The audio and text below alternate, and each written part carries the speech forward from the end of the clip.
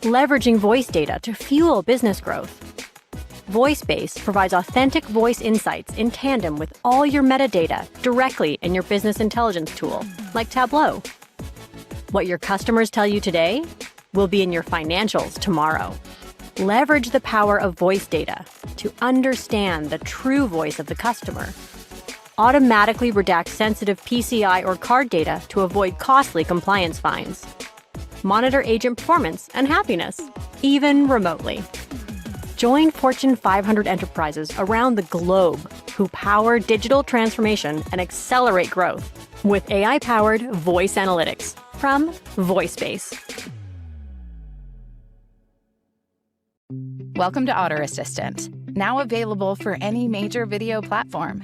You can configure your Otter Assistant to auto-join your meetings and auto-share your meeting notes. At any time, you can disable Otter Assistant from joining or sharing on a per-meeting basis. Otter Assistant can auto-join your meetings scheduled through your calendar, or direct Otter Assistant to join meetings not on your calendar. Otter Assistant will take notes for you in real time, engage and collaborate with meeting participants by highlighting, inserting images, and adding comments.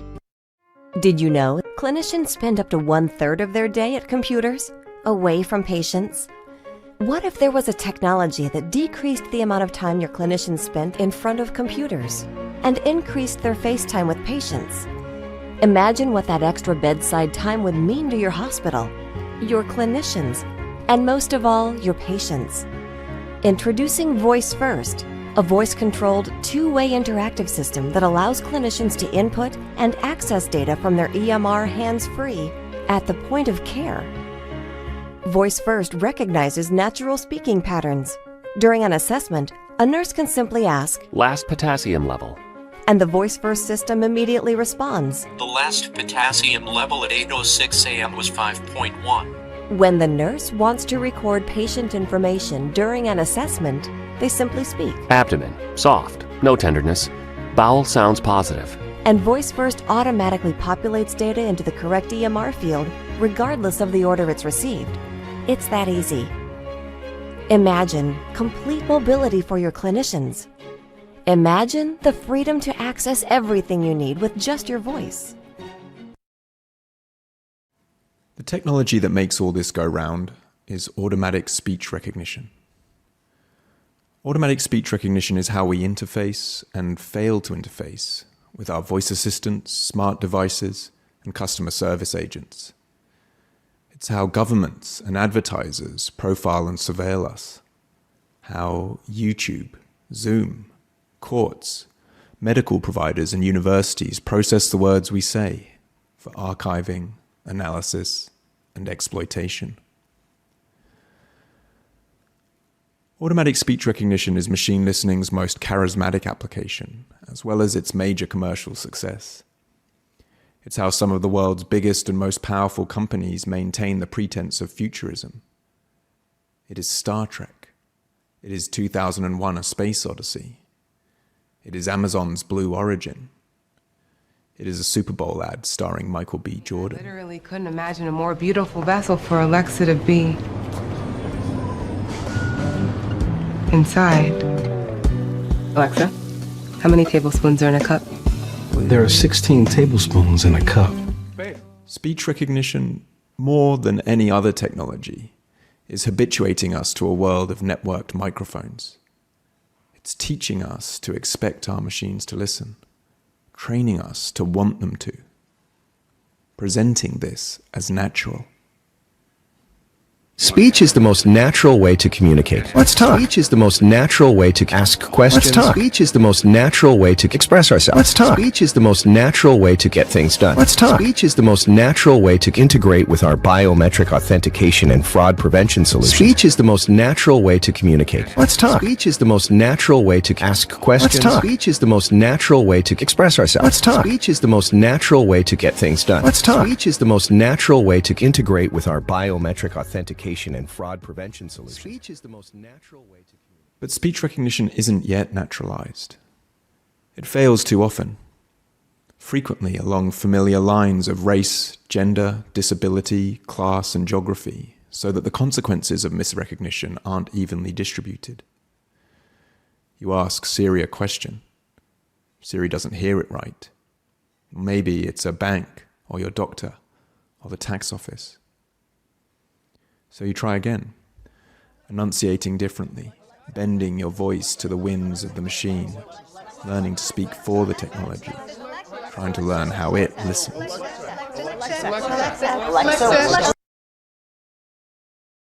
Let's go ahead and ask Siri about the capability. Let's go ahead and ask Siri about the contacts. Let's go ahead and ask Siri about the syntax. Let's go ahead and ask Siri about the stocks. Let's go ahead and ask Siri about the dollars. Let's go ahead and ask Siri about the directions. Let's go ahead and ask Siri about the software. Let's go ahead and ask Siri about the meaning. Let's go ahead and ask Siri about the technology. Let's go ahead and ask Siri about the audience. Let's go ahead and ask Siri about the applications. Let's go ahead and ask Siri about the services. Let's go ahead and ask Siri about the words. Let's go ahead and ask Siri about the microphone. Let's go ahead and ask Siri about the context. Let's go ahead and ask Siri about the language. Let's go ahead and ask Siri about the everything. Let's go ahead and ask Siri about the maps. Let's go ahead and ask Siri about the businesses. Let's go ahead and ask Siri about the seconds. Let's go ahead and ask Siri about the messages. In fact, it's not quite right to call speech recognition a technology. It's more like a desire, something people have wanted for a long time, or at least some people anyway. How this desire is expressed technologically, and the political and economic interest it's made to serve, is constantly changing. Long before speech recognition was reimagined for the purposes of advertising and surveillance, it was a way of controlling robots and automating secretarial labor and call routing services. The major players were the US military, Bell Telephone, and IBM. But the first system to operate anything remotely like the ones we use today was built by D.B. Fry and Peter Deans, two experimental phoneticians at University College London in 1960.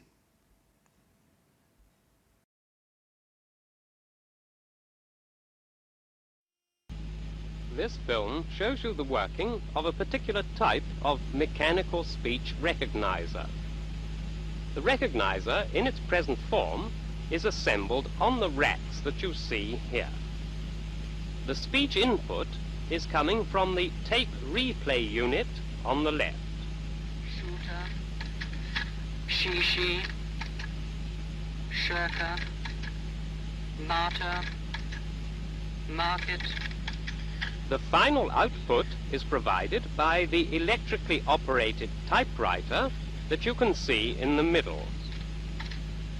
Loom, lurk, loon, learn, tarn, turn, soon. The following diagrams show the principles of operation and the component parts of the machine. The sounds are recognized by combining information from two sources. The acoustical analyzer examines the characteristics of the speech wave. The store of linguistic knowledge gives information about diagram frequencies. Every time a speech sound is fed into the machine, the computer combines the two types of information and decides what sound is to be recognized. It then instructs the typewriter to type the appropriate symbol. We are now going to end the film by showing you a sample of the output of the machine in simplified spelling. Ta, teat, teak, team, calm, keel, keen, toot, seam, scene, suit, shark, meek,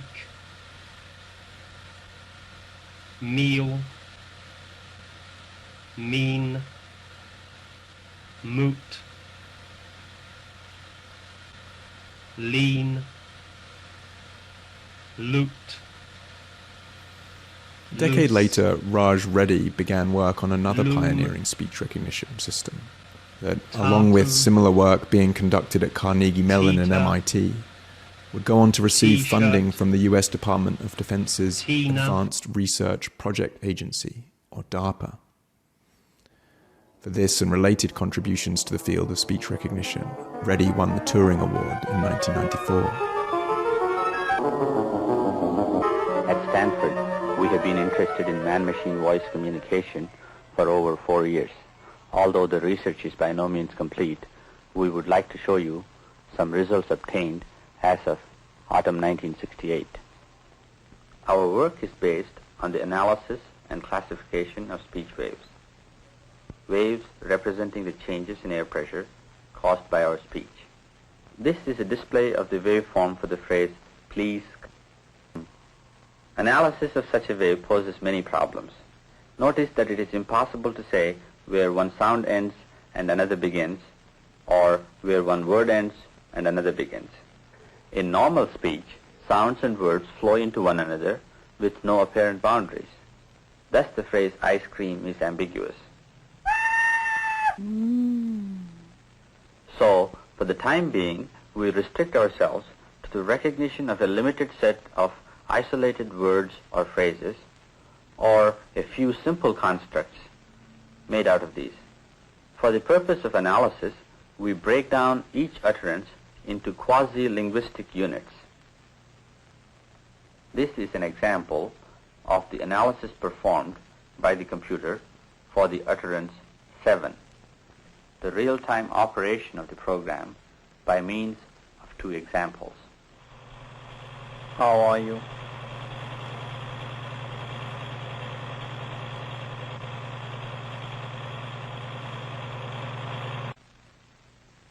Pick up the big block at the right side. This illustrates the operation of the hand-eye-ear program. The whole program takes about 75,000 words of core. It takes about 15 to 30 seconds from the time the command is given to the time the operation is completed.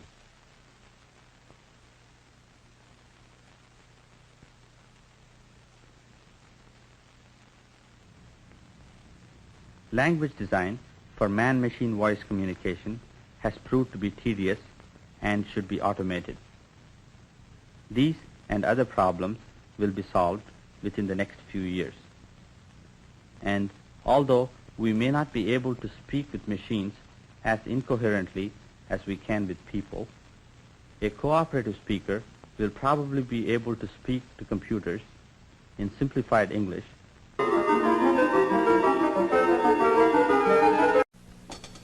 Speaking. It's one of the most natural things we do. It's also the basis of a remarkable research project at IBM. This is an experimental computer system that recognizes what I say. I talk, and my words appear on the computer screen. It has a business vocabulary of thousands of words, and it even knows the difference between words that sound alike but have different meanings. Watch this. Please write to Mrs. Wright right now. This computer system is another example of innovation at IBM. In fact, it's the most advanced voice recognition system of its kind, period.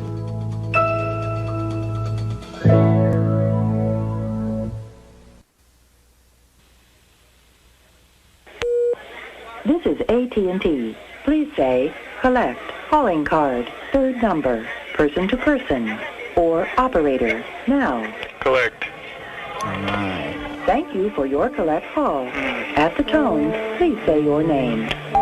CJ. Thank you. Please hold for billing acceptance.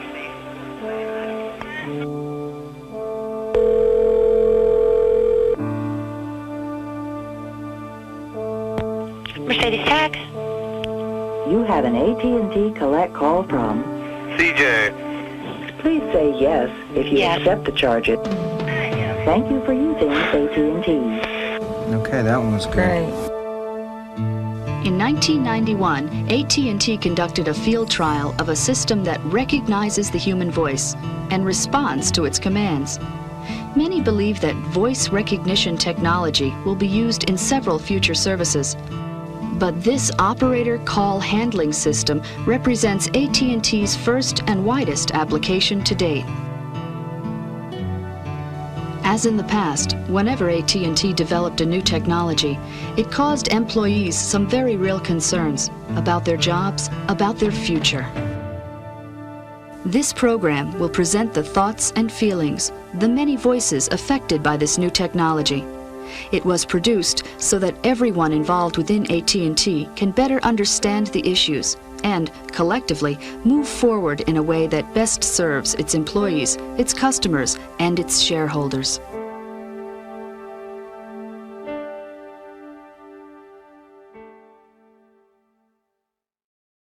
Start Microsoft Word. Dan, comma, you need to try speech recognition instead of typing, period. My realtor introduced me to Dragon Naturally Speaking, period. Huge time saver. Bold that. Create new mail. Mitch, comma, contract signed, exclamation, insert signature, send mail. Even my son's a big fan. The history of civilization is so uncivilized. Switch to I am. I am in. Send. Speech recognition. Dragon grew out of work like Reddy's, also thanks to Darpa backing. It was later acquired by a company called Nuance, a self-professed pioneer and leader in conversational AI innovations, whose markets include healthcare, telecoms, automotive, financial services, and retail. In April 2021, Nuance was bought by Microsoft for $19.7 billion, or $55 a share, only $8 less than Twitter. IBM remains a major player in speech recognition for business, along with cloud computing. Watson, its portfolio of business-ready tools, applications, and solutions, is currently used by 70% of the world's banks. After introducing voice recognition call processing in 1992, AT&T laid off more than 6,000 human operators, just as they had protested the company would. We try to make the distinction between the individual and the job, one manager at AT&T explained. It's not that you are being fired, it's the job that's being eliminated.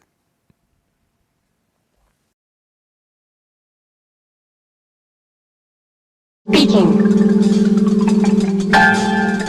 It's one of the most natural things we do. It's also the basis of a remarkable research project at IBM. This is an experimental computer system that recognizes what I say. I talk, and my words appear on computer screen. It has a business vocabulary of thousands of words, and it even knows the difference between words that sounded like have different meanings. Watch this.